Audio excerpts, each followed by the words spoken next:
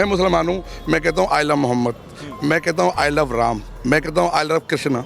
जिन शख्सियतों ने भी हमारी ज़िंदगी में बेहतरी लाए हैं और हमको जीने का तरीका सिखाया है, हम उनसे प्यार करते हैं और प्यार करने के लिए हम कहते हैं आई लव यू। कानपुर की गलियों में अचानक उभरते पोस्टर, बड़े बड़े अक्षरों में लिखा आई लव मोहम्मद, एक मासूम सा स्लोगन, लेकिन कुछ ही घंटों में यही लाइन देश भर में आग की तरह फैल जाती है। मोहम्मद साहब के लिए जान देना हाजिर है। आई लव मोहम्मद। जेल चल जाएंगे पूरा मार, कभी आपका जेल पूरा भर जाएगा मार। हम लोग मुस्लिम लोग कभी कम नहीं पड़ेंगे। डर नहीं लग रहा आई लव मोहम्मद बोलने से? नहीं डर लग रहा। आई लव मोहम्मद कहते चाहो कहेंगे। सोशल मीडिया पर बहस, सड़कों पर गुस्सा और आपके मोबाइल पर एक के बाद एक आती चौंकाने वाली वीडियो। मोहम्मद साहब के नाम पर एफआईआर बंद करो। मोहम्मद साहब के नाम पर एफआईआर बंद करो। I love Mohammad. देखो मेरे नबी की शान, बच्चा बच्चा है कुर्बान। देखो मेरे नबी की शान, बच्चा बच्चा है कुर्बान। लेकिन असली सवाल यह है कि क्या ये सब अचानक हुआ या फिर किसी ने महीनों पहले इसकी पटकथा लिख रखी थी। आपने शायद कभी सोचा भी नहीं होगा कि एक पोस्टर पूरे देश की अर्थव्यवस्था को हिला सकता है। लेकिन जब किसी त्योहार के मौसम में जब बाजारों में रिकॉर्ड तोड़ भीड़ उमड़ रही हो और कारोबारियों के चेहरे पर खुशी हो, तब अगर अचानक दंगे, डर और तोड़ फोड़ शुरू हो जाए तो सबसे बड़ा नुकसान किसका होगा? आपका, हमारा, देश का। और यही जगह है जहां यह वीडियो आपकी आंखें खोल देगा, क्योंकि आज हम सिर्फ एक विवाद नहीं दिखाने वाले, हम उस गुप्त खेल को उजागर करेंगे जो आपके त्योहारों की रौनक, आपकी जेब और आपके शहर की शांति को निशाना बना रहा है। ये कोई आम बहस नहीं, ये है उस पर्दे के पीछे की सच्चाई जिससे अब तक आपको दूर रखा गया। अगर आप सोचते हैं कि ये तो बस कानपुर का मामला है, तो सावधान हो जाइए। जो कहानी हम खोलने वाले हैं वो साबित करेगी कि ये सुनियोजित साजिश आपके राज्य तक पहुंचने में देर नहीं करेगी। नारे तकबीर, नारे तकबीर, शान-ए मोहम्मद मुस्तफा। इसलिए वीडियो को आखिर तक देखिए, क्योंकि जो तथ्य आप जानने वाले हैं वो आपके नजरिए को हमेशा के लिए बदल देंगे। चलिए जरा जल्दी से कमेंट करके बताइए कि आप हमारी इस वीडियो को भारत के किस शहर या किस गांव से देख रहे हैं। हमें भी जानना है कि हमारी आवाज किन किन कोनों तक पहुंच रही है। और हाँ, चैनल को जरूर सब्सक्राइब कर लें ताकि आपको हर ट्रेंडिंग न्यूज सबसे पहले मिले। और वीडियो को लाइक करना बिल्कुल ना भूलें। आपका एक लाइक हमें और भी दमदार कंटेंट बनाने की ताकत देता है। तो चलिए अब बिना वक्त गंवाए बढ़ते हैं वीडियो की अगली अहम कहानी की ओर। भारत के खिलाफ नई साजिश का नाम आई लव मोहम्मद। कानपुर से शुरू हुआ विवाद कैसे राष्ट्रीय आंदोलन का रूप ले गया? कौन है इस वेल प्लान्ड गेम का मास्टरमाइंड? क्यों कुछ चुनिंदा राज्यों को ही निशाना बनाया जा रहा है? क्या सच में इन दंगों से देश की आर्थिक स्थिति को कमजोर करने की कोशिश हो रही है? क्यों दंगाइयों ने मुस्लिम युवाओं को आगे किया? क्यों बरेली में हजारों युवाओं को बुलाया गया? क्या था ये पूरा गेम? समझने के लिए वीडियो के आखिर तक बने रहें। भारतीय संविधान के अनुच्छेद 1901 में विचार और अभिव्यक्ति की स्वतंत्रता का अधिकार दिया गया है, यानी कोई भी व्यक्ति अपने विचार समाज में रख सकता है और यह उसका मौलिक अधिकार है। इसी तरह अनुच्छेद 1900(a)(b) में यह लिखा है कि हर व्यक्ति को प्रदर्शन या विरोध करने का अधिकार है और यह भी उसका मौलिक अधिकार है, लेकिन बिना हथियारों के, बिना हंगामे के, शांतिपूर्ण तरीके से। पर हमारे देश में कुछ लोग ऐसे भी हैं जो इन धाराओं को गलत लहजे में लेते हैं और तेजाब से भरी बोतलों, तलवार, लाठी, डंडे, ईंट पत्थरों के साथ सड़कों पर उतरकर तोड़फोड़, मारपीट, डराना धमकाना करते हैं। कुछ ऐसा ही चल रहा है इन दिनों उत्तर प्रदेश, महाराष्ट्र, गुजरात, बिहार, उत्तराखंड, कानपुर और मध्य प्रदेश में। वजह है आई लव मोहम्मद। ये अब महज एक स्लोगन, लाइन या पोस्टर नहीं रहा, बल्कि धर्म विशेष के लिए मानो हंगामा काटने का एक नया जरिया बन गया है। ये एक नया मुद्दा बन गया है जिसे लेकर सोशल मीडिया से लेकर बरेली, लखनऊ, नागपुर, काशीपुर और हैदराबाद समेत देश के अलग अलग हिस्सों में अशांति फैलाई जा रही है। माहौल बिगाड़ने की कोशिश की जा रही है, खासकर उत्तर प्रदेश में। इस पूरे विवाद की पटकथा भी उत्तर प्रदेश के कानपुर में ही लिखी गई थी, जहां 4 सितंबर को 12 वफात के मौके पर मुस्लिम समुदाय द्वारा आई लव मोहम्मद के बैनर लगाए गए। जब हिंदू पक्ष ने इसका विरोध किया तो मामला कानपुर पुलिस तक पहुंचा। इसके बाद पहले समुदाय को समझाकर पोस्टरों को दूसरी जगह पर शिफ्ट करवा दिया गया, लेकिन फिर मामला बिगड़ने पर 25 मुस्लिम युवाओं के खिलाफ एफआईआर दर्ज कर ली गई और कानपुर पुलिस पर हिंदू पक्ष की बातों में आकर बिना वजह मुस्लिम युवाओं को हिरासत में लेने का इल्जाम भी लगा। हमें उम्मीद है कि अब तक की रिपोर्टों, वीडियोज और खबरों के जरिए आपको भी यही कहानी सुनाई गई होगी, पर असली सच्चाई ये है ही नहीं। पूरा मामला कुछ यूं है कि मुस्लिमों ने 12 वफात के मौके पर गलत जगह पर आई लव मोहम्मद के पोस्टर लगाकर एक नई तरह की परंपरा शुरू करने की कोशिश की, वो भी बिना प्रशासन की अनुमति के। लेकिन फिर पुलिस ने उनके बैनरों और टेंटों को उखड़वाकर जहां अनुमति थी वहां लगवाया। पर 5 सितंबर को खबर मिली कि समुदाय विशेष के लोगों ने जानबूझकर हिंदू समुदाय के पोस्टरों को फाड़ा और उनके टेंटों में आपत्तिजनक हरकतें की। लिहाजा पुलिस ने एक बार फिर उन्हें समझाया, पर जब बात नहीं बनी तब 9 नामजद और 15 अज्ञात लोगों के खिलाफ केस दर्ज किया गया। लेकिन जानबूझकर कुछ नेताओं, कुछ लोगों और मौलानाओं ने इसे धार्मिक नजरिया दिया ताकि उनकी सोची समझी साजिश अमल में लाई जा सके।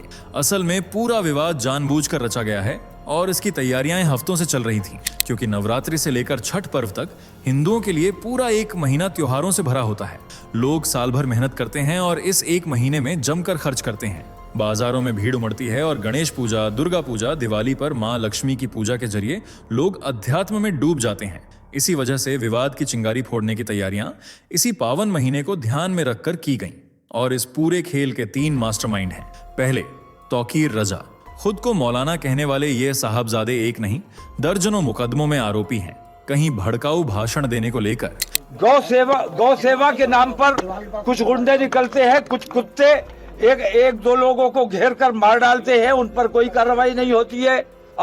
ये आतंकवादी संगठनों का तमाम का ये सरकारें संरक्षण कर रही हैं।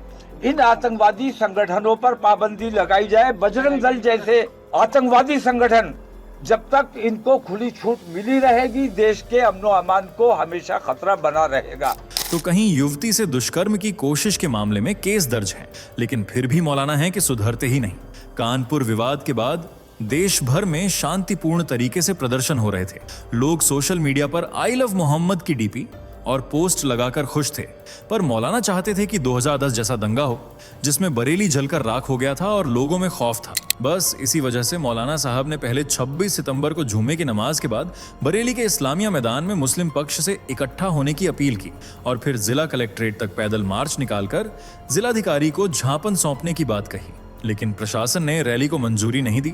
फिर भी मौलाना ने सोशल मीडिया के जरिए न सिर्फ प्रशासन के नामंजूरी पत्र को फर्जी बताया, बल्कि यह भी कहा कि रैली तो होकर ही रहेगी।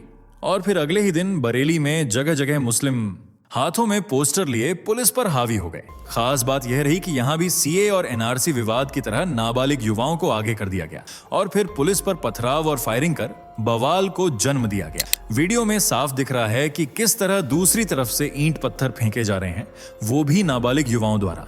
अब आप खुद सोचिए, जिस उम्र में भाईचारा सिखाना चाहिए उस उम्र में इन नौजवानों को पथराव करना सिखाया जा रहा है। हालांकि इसमें इनकी गलती नहीं है, बल्कि इन्हें खास तौर पर इसी काम की जिम्मेदारी सौंपी गई थी और जिम्मेदारी देने वाला था दूसरा मुख्य आरोपी नदीम खान, जो मौलाना तौकीर रजा का लेफ्ट हैंड माना जाता है। नदीम ने ही व्हाट्सएप के जरिए एक ग्रुप बनाया और करीब 30 से 40 लोगों को कॉल कर इस हिंसा का पूरा ब्लूप्रिंट तैयार किया। नदीम का प्लान था कि बरेली में करीब 40,000 लोगों को एकत्रित किया जाएगा और इन्हें 100-100 के समूह में बांटकर 390 मस्जिदों के बाहर हंगामा कराया जाएगा। जब पुलिस बीच में आएगी तो नाबालिग युवाओं को आगे करके पुलिस पर दबाव बनाया जाएगा, ताकि जब सुरक्षा बल युवाओं से कुछ कहें या लाठीचार्ज करें तो उल्टा उन्हीं का घेराव हो सके।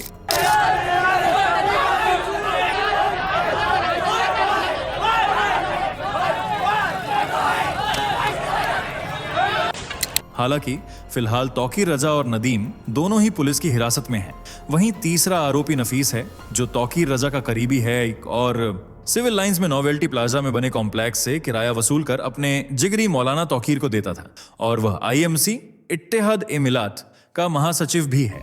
नफीस ने ही सोशल मीडिया पर वीडियो जारी कर आपत्तिजनक शब्द कहते हुए कहा था वो इंस्पेक्टर की वर्दी उतारकर उसका हाथ काट देगा। फिलहाल उसी इंस्पेक्टर की टीम ने नफीस को भी धर दबोचा है और उसके साथ उसका बेटा भी पुलिस की हिरासत में है। इन दोनों समेत कुल 29 लोग इस पूरे मामले में गिरफ्तार किए गए हैं।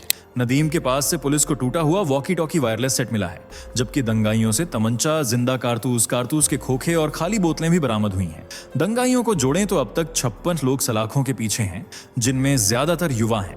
वहीं अभी भी दबिश जारी है और उत्तर प्रदेश के मुख्यमंत्री योगी आदित्यनाथ के सख्त आदेशों के बाद तौकीर रजा और उसके करीबियों की संपत्तियों पर बुलडोजर चलाया जा रहा है।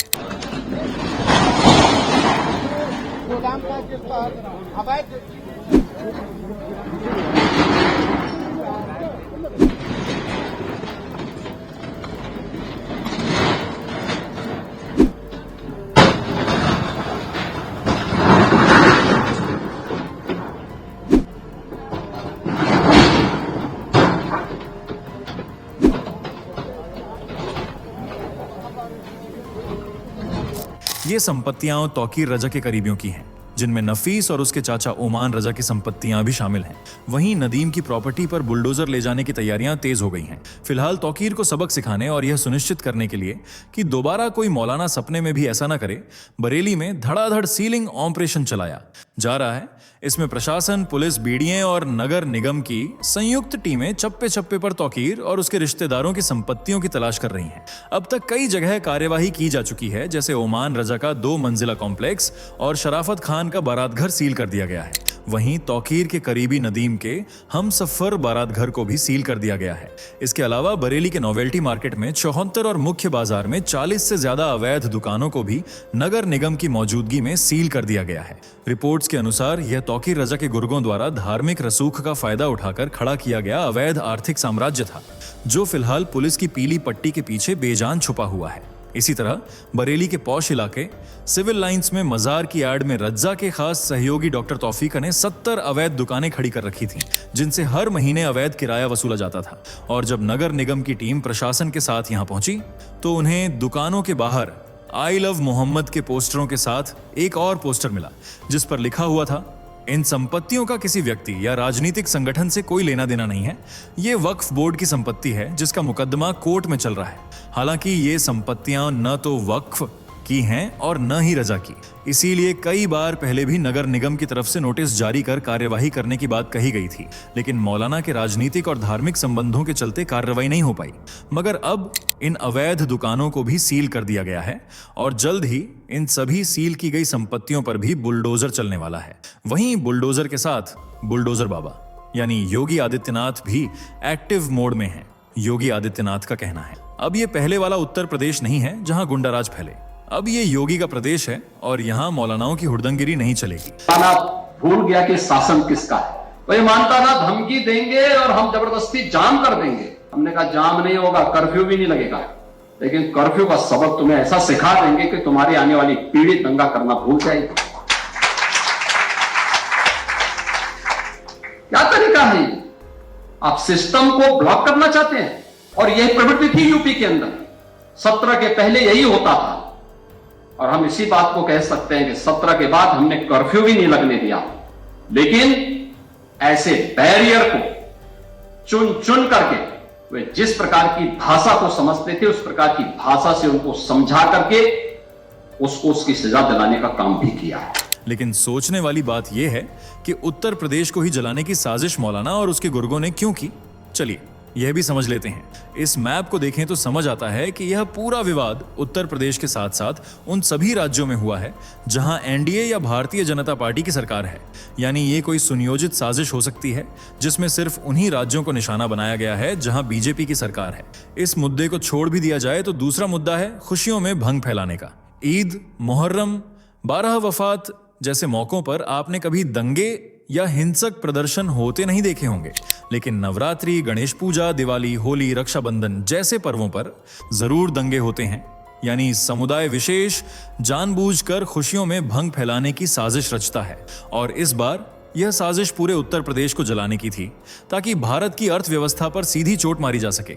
आप सभी जानते हैं कि 8 अगस्त 2016 को लोकसभा में जीएसटी बिल पारित होने के बाद 2017 से पूरे देश पर इसका प्रभाव पड़ा, लेकिन 22 सितंबर को देश के प्रधानमंत्री नरेंद्र मोदी ने जीएसटी की 12% से 28% वाली स्लैब्स को खत्म कर बाकी बची 2 स्लैब्स को 5% और 18% में ट्रांसफर करने का ऐलान किया था, जिस वजह से रोजमर्रा की चीजों समेत फेस्टिवल सीजन में घर आने वाली खास चीजों की कीमतें घट गईं और इसलिए बाजारों में पहले से भी ज्यादा भीड़ है। ऑटोमोबाइल सेक्टर में तो इसका सबसे बड़ा फायदा देखने को मिला है, जहां 5 लाख तक की गाड़ियों पर सीधे 40 से 50 हजार रुपए का लाभ मिला। ये राशि सीधा आपके बैंक अकाउंट में जाएगी। इन्हीं घटी हुई कीमतों की वजह से इस फेस्टिवल सीजन में बाजारों में पहले से ज्यादा भीड़ है, इसलिए इस बार त्योहारों पर बम्पर कारोबार होने की संभावना जताई गई है।